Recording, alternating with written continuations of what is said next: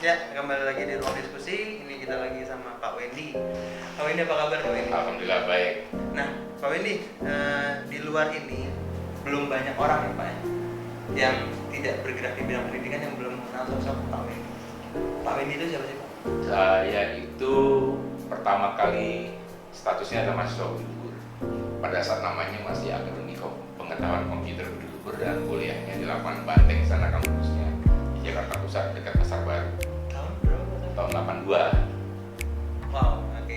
Ya, sebelum itu saya kerja jadi programmer komputer dengan menggunakan RPG di sebuah perusahaan BUMN yang lokasinya di Jakarta Pusat juga di daerah Kemayoran dengan menggunakan Sebelum atau sesudah? sebelum kuliah.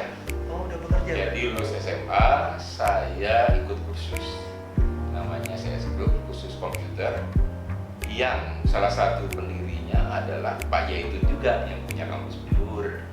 Itu saya malah belum pernah dengar tuh. Di Google nggak ada ya Pak? Nggak ada sejarah saya gitu, namanya CS Group.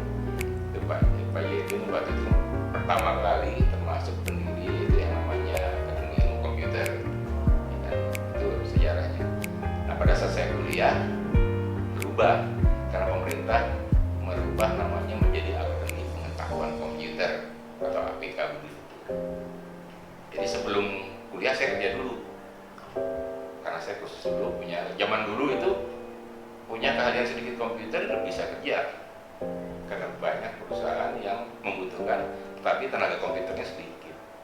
Pendidikan komputer formal belum ada, yang ada khusus Budi Luhur yang pertama bikin pendidikan formal Oh, yang pertama untuk komputer. itu belum banyak orang tahu juga Pak. Yang Di Google juga nggak ada Pak. nggak ada, belum ada, mungkin belum ada yang masukin. Belum ada yang masukin ya? Masukin sejarah itu kira-kira yang Oh. sangat pertama kali sangat berkesan buat saya, kuliah di komputer tapi punya pengalaman kerja waktu itu jadi junior programmer waktu itu, sebelumnya computer operator. Nah setelah saya kuliah tahun kedua, tingkat 2, saya bergabung di laboratorium komputer di Budi Luhur sebagai asisten lab. Kampus waktu itu masih di Kemayoran, bukan di Kemayoran, di Jalan Budi Utomo. Jalan Budi, dekat Budut dong Pak? Jadi Budi Utomo Budut, Iya. yang dekat lapangan Banteng, sampingnya SMA Negeri 1. Oh, bentuknya masih rumah? Masih Bukan ya, ruko atau gitu ya? masih bekas ya rumah, bekas pool bus malam malah. Oh, Pool bus malam yang dirubah menjadi tempat kursus. tempat kuliah, akademi. Kuliah. Nah kemudian tahun 85 kita pindah ke Ciledug 85. dan saya sudah jadi asisten dosen itu. Ngajar mata kuliah Fortran, programming juga, programming jadi coding terus seperti itu. Nah setelah lulus saya dapat beasiswa, jadi S1 saya yang informatika dari waktu itu namanya STMIK Budi Luhur, Sekolah Tinggi Manajemen Informatika dan Komputer Budi Luhur. Saya dapat kesempatan untuk ngambil master in computer science yang dapat beasiswa dari Budi Luhur juga. Jadi ada Pak Jaitun selaku ketua yayasan, saya ditugaskan untuk ngambil master itu tahun 90. Waktu itu di Indonesia lagi boomingnya yang namanya MBA karena ada manajer 1 miliar pendapatan MBA ya. Tetapi saya ditugaskan mengambil MBA, ngambil MSc, Master of Science in Computer Science. Ya. Nah kuliah di sana itu Kuliah di mana Pak? di San Diego, California, nama perguruan tingginya Coleman University. Nah saya belajar di sana sekitar hampir 2 tahun. Pada saat sebelum wisuda sempat ditelepon oleh sebuah perusahaan di sana, mau kerja nggak di perusahaan? Saya bilang, waduh saya mesti pulang. Kalau Anda mau saya berikan gajinya $6.000 saat itu sebagai master Per bulan. bulan 6.000. Pak, kenapa balik Indonesia Pak? Kan beasiswa kita harus, Oh iya. Siap. harus balas budi dengan apa yang sudah diberikan oleh Budi Luhur. Jadi walaupun tawarannya $6.000 ya saya tinggalkan, saya balik ke Indonesia aja untuk mengabdi ke kampus Budi Luhur. Pak, $6.000 Bapak tabung berapa bulan balikin Pak ongkosnya Pak? Iya, itu kita bicara baik, bicara dana kan.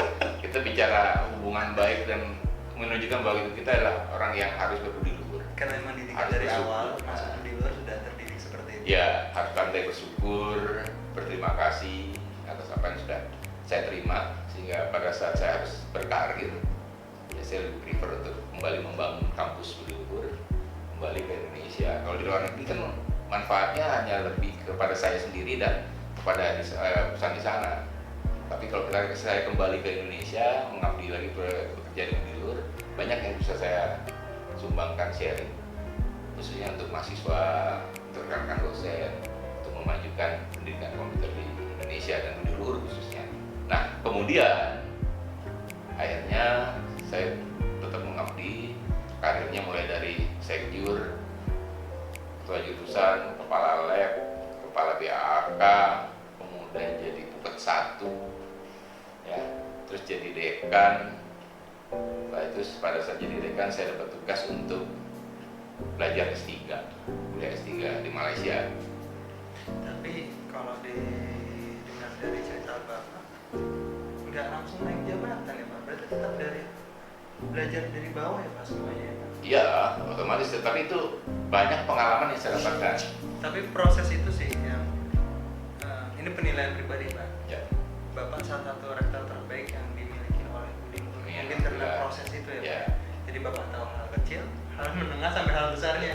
Itu yang membuat perkembangan Budi Betul. ke depannya. Jadi saya melihat memang pengalaman saya memang dari level yang paling bawah kan, secure kan untuk Iya. akademik itu satu. Yang kedua adalah belajar berorganisasi. Itu yang susah dimiliki oleh orang Indonesia Pak. Berorganisasi. Betul. Individualis kadang Betul. kalau sudah masuk area profesional individualis. Betul. Nah, tentang Budi Luhur nih Pak, kampus Merdeka Pak. Ya. Kampus Merdeka dan Indonesia siapa? Indonesia secara keseluruhan saya yakin nggak siap, tapi ada beberapa yang siap. Ya tergantung dari bagaimana para pengelolanya untuk kampus itu yang memang benar-benar memikirkan bahwa mahasiswa itu memang diberikan kebebasan untuk mereka berkiprah nantinya. Ya. Contohnya kalau Budi Luhur sih memang sekian tahun yang lalu kita sudah berpikir untuk bikin kurikulum yang namanya yang antar prodi dalam satu kampus boleh ngambil mata kuliah. Selain punya kompetensi utama di prodinya, tapi dia punya kompetensi lain-lain, ya kan, yang diambil di prodi-prodi lain. Contoh yang saya bisa gambarkan, misalnya seorang programmer di FTI, dia punya kelemahan untuk desain, ya kan, desain untuk art. Nah, dia bisa belajar di mana? Di FTI nggak ada, dia belajarnya di Vkom, di kafe. Gak usah cari tempat kursus ya Pak? Nggak usah. Tinggal ke gedung sebelah. Tuh gedung sebelah, ngambil saya satu mata kuliah, 2 mata kuliah, belajar di DKV, dia punya artnya. Jadi deh nanti desain misalnya user interface desainnya akan lebih manusiawi, lebih menyeni dibandingkan kalau belajarnya di FTI saja. Karena kan lebih ke mesin, lebih kaku dibandingkan kalau belajar dengan dosen-dosen yang ada di DKV mengenai misalnya user interface. Ya kan, dari sisi pewarnaan, dari sisi tata letak dan sebagainya. UI UX-nya UI/UX-nya lebih pas misalnya untuk orang-orang yang belajarnya desain. Itu contoh. Tapi itu resmi Pak? Maksudnya Budi Luhur kan sudah menerapkan itu, apakah ini uji coba atau sudah resmi? Sudah kita resmikan dan itu boleh. Sebelum Pak Nadiem? Sebelum adanya kampus mereka belajar. Jadi 1 tahun yang lalu saya ingat kita bicara merancang bagaimana setiap mahasiswa itu boleh ngambil mata kuliah di kampus di prodi lain. Berarti hasilnya udah bisa kita lihat? Ya, itu yang kita mungkin kalau kita lihat datanya kita lihat berapa orang yang sudah menerapkan itu yang sudah berhasil, itu yang mesti kita telusuri. Sudah 7 tahun ya Pak? Ya, seingat saya sekitar 7 tahun waktu itu kita diskusi mengenai bagaimana memberikan modal atau bekal kompetensi utama sama kompetensi tambahan. Kalau di Amerika sebenarnya udah lama yang namanya major dan minor. Didukung lagi waktu itu kita kerjasama dengan kampus dari Belanda, Hazard University. Itu kita berikan kesempatan pada mahasiswa kita. Cuman waktu itu kan baru di Fakultas Ekonomi dan Bisnis di IBMS. Mereka boleh nantinya magang ke Belanda 1 semester dan itu kita kirim sebagai magang. Cuma waktu itu kita masih bingung menerapkan SKS yang kita akui. Nah itu Pak, pertanyaannya itu. Itu problemnya. Karena magang atau KKP itu kita hanya hargai 3 SKS. padahal pekerjaannya lebih dari 6 bulan, ya kan? Seharusnya harus 20 SKS itu kalau kita hitung waktu kerjanya, ya kan? Nah itu yang kita nggak bisa menabrak aturan itu. Tapi begitu menteri membuka itu dan dia katakan 20 SKS itu tinggal diatur aja oleh kampus bagaimana menghitungnya. Nah kita hitung dengan jam dia berkegiatan itu dengan bimbingan dosen yang tepat. Nah sekarang bisa kita anggap bahwa dia KKN magang di luar 6 bulan 1 semester itu 20 SKS sudah disahkan, valid. Kenapa alhamdulillah itu berkah buat kita, berkah buat guru yang sudah menyelenggarakan itu. Jadi sudah menyelenggarakan pertukaran mahasiswa dan belajar culture juga di sana, belajar pengetahuan juga. Nah itu tinggal mahasiswa dipilih. Nah ini yang saya maksud tuh. Jadi mahasiswa di luar dipilih, ditawarkan. Anda boleh pilih mau exchange kemana? Mau ke Belanda ada, ke India ada, ke Malaysia, satu lagi ke Jepang. Jepang ada, ke Malaysia ada, Thailand ada. Ya, tinggal pilih mau di mana, ada sesuai dengan kemampuan tentunya. Kemampuan biayanya dia berapa. Itu yang statement Bapak tentang Budi Luhur sekarang. Tentang Indonesia yang bagian belum siapnya tuh apa sih Pak? Pertama kita tuh belum siap adalah dari sisi bahasa. Ya kan kalau misalnya kita mau ke internasional outreach ya, jadi kita menjangkau internasional university, kita harus membekali mahasiswa kita dalam bahasa Inggris. Tapi saya yakin kalau misalnya pimpinan universitas punya gambaran untuk menjangkau keluar, itu akan cepat sekali untuk pertukaran pelajar ya, misalnya untuk exchange student. Tapi kampus merdeka dalam bentuk lainnya banyak, bisa membangun desa, ya bisa membuat proyek independen. Jadi mengajar di sekolah, itu bentuk-bentuk lain, bentuk-bentuk itu yang bisa dilakukan oleh kampus-kampus yang misalnya tidak punya orientasi untuk keluar. Jadi intinya tinggal kemauan dan kesiapan dari para pimpinan itu untuk memberdayakan mahasiswa-mahasiswanya plus pimpinan fakultas maupun prodinya untuk merancang itu. Mau strike-nya di mana, mau kuatnya di mana, ya kan? Nah itu yang saya bilang belum siap itu adalah masih banyak yang minta juktak juknis. Padahal yang namanya merdeka belajar itu harus kita rancang, harus merdeka ya. Kita harus berkreasi kan, harus ada kreativitas, ada inovasi yang kita lakukan supaya mereka mampu bersaing dan juga sesuai dengan kekuatan kita. Nah kekuatan Budi Luhur waktu itu adalah kita punya mitra banyak dari luar yang bisa kita manfaatkan. Yang kedua adalah kita juga punya yang namanya nilai-nilai Budi Luhur. Nah Pak, dari yang IKKN tadi Pak, kan Budi Luhur dari IKKN Pak. Sekarang apakah sudah ada hasil Pak yang kelihatan? Di KKN sekarang ini hasilnya kalau kita lihat adalah karya-karya dari mahasiswa selama di KKN. Jadi kalau kita lihat apa kelebihan dan kekurangan dari IKKN, kekurangannya adalah mahasiswa tidak bisa interaksi dengan masyarakat secara langsung, mau nggak mau via virtual. Itu kalau misalnya daerah-daerah yang sinyal internetnya tidak bagus, implementasi KKN-nya akan sulit kalau misalnya terjun ke daerah-daerah seperti pada KKN secara umumnya atau normalnya. Karena KKN normalnya itu kan kita ngirim langsung ke daerah, ke Jawa Tengah, ke Jambi, ke Sumatera Utara. Ada yang ke Sumatera Utara Pak? Iya, Sumatera Utara kan sampai ke daerah Medan itu, di Jakarta sendiri. Kalau Jakarta Tangerang mungkin masih bisa didatengin walaupun ada PSBB, ya kan. Tapi kalau di daerah-daerah tidak bisa. Kalau sinyal internetnya tidak bagus, ya kan, untuk komunikasi, untuk istilahnya analisa mengenai requirement-nya seperti apa kebutuhan di masyarakat tersebut. Tapi kelebihannya adalah dengan adanya IKKN, mahasiswa tidak harus terjun langsung ke lapangan, tapi bisa menghasilkan karya seperti saya sampaikan tadi. Misalnya membuat produk e-commerce dari kelompok ibu-ibu yang punya bisnis kuliner. Katakanlah bikin makanan tradisional daerah mana yang sangatlah terkenal, kemudian pemasarannya bisa dibantu dengan e-commerce sehingga lebih luas, ya kan? Biayanya lebih murah jadinya daripada harus menggerakkan, mencari penginapan di sana, harus transportasi, ya. Tapi hasilnya ada. Jadi produk yang dihasilkan itu ada untuk setiap kelompok. Selesai KKN malah bisa jadi bisnis. Betul, bisa jadi bikin bikin e-commerce, ya kan, e-commerce itu yang kita lihat manfaatnya. Tapi memang hambatannya adalah tadi tidak bisa bertemu langsung dengan masyarakat secara tatap muka atau offline, sehingga feel-nya itu kadang-kadang mungkin dapatnya agak beda.